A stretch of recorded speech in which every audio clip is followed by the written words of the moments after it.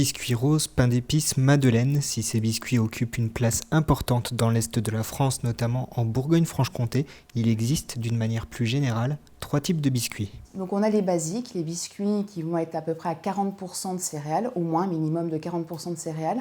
Alors l'avantage de ces biscuits, c'est qu'eux sont très pauvres en sucre rapide, peu pauvres également en matière grasse, et ils vont répondre vraiment à un bon équilibre alimentaire.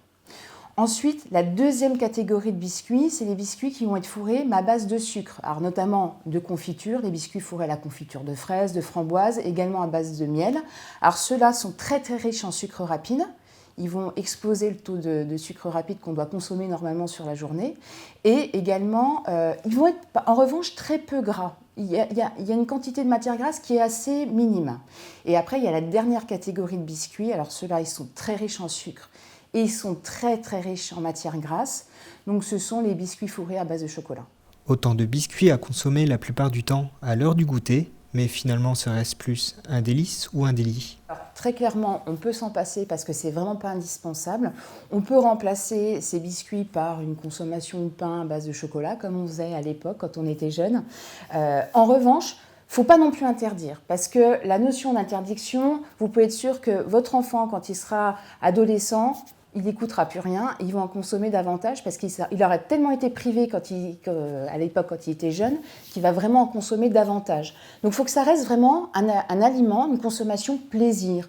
Donc 3 fois par semaine, ce genre de biscuits fourrés, pourquoi pas. Et à la rigueur, cibler, leur en donner quand ils font de l'activité physique. Là, ça peut être effectivement bien utilisé par le métabolisme et d'éviter le stockage. Mais je préfère vraiment quand même le garder de façon, 3 fois par semaine, pas au-delà, mais qui garde le plaisir gustatif, parce que ça reste quand même un aliment doudou, plaisir pour les enfants et également pour les adultes. Donc il ne faut pas non plus tout le supprimer. Il ne faut pas les supprimer en totalité.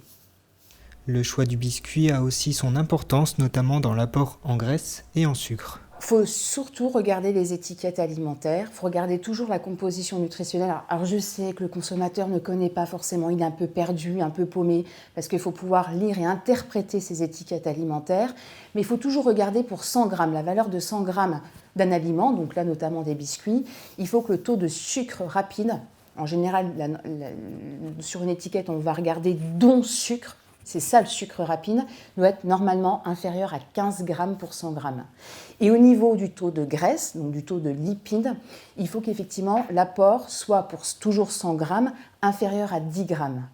Et là, si vous regardez, il n'y en a quand même vraiment pas beaucoup, hormis les biscuits à base de céréales. Des biscuits qui peuvent aussi être faits maison pour maîtriser au mieux ces apports. Pourquoi pas remplacer le sucre, le fameux saccharose, le sucre de table, par du miel en quantité.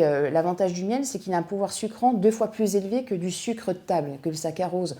Donc on peut déjà limiter l'apport en sucre en utilisant du miel dans la recette. Et également, pourquoi pas remplacer le beurre, qui est quand même un peu plus riche en graisses saturées, bien qu'il en faut, mais pourquoi pas essayer des recettes en utilisant plutôt du beurre de cacahuète. Alors, il ne faut pas que les gens soient allergiques au beurre de cacahuète, mais pourquoi pas du beurre de cacahuète ou de la purée d'amande ou de la purée de noix, de la purée de noisette. Même si ça coûte plus cher, pourquoi pas essayer de tester et d'en faire de temps en temps et en réaliser maison, ça peut être intéressant.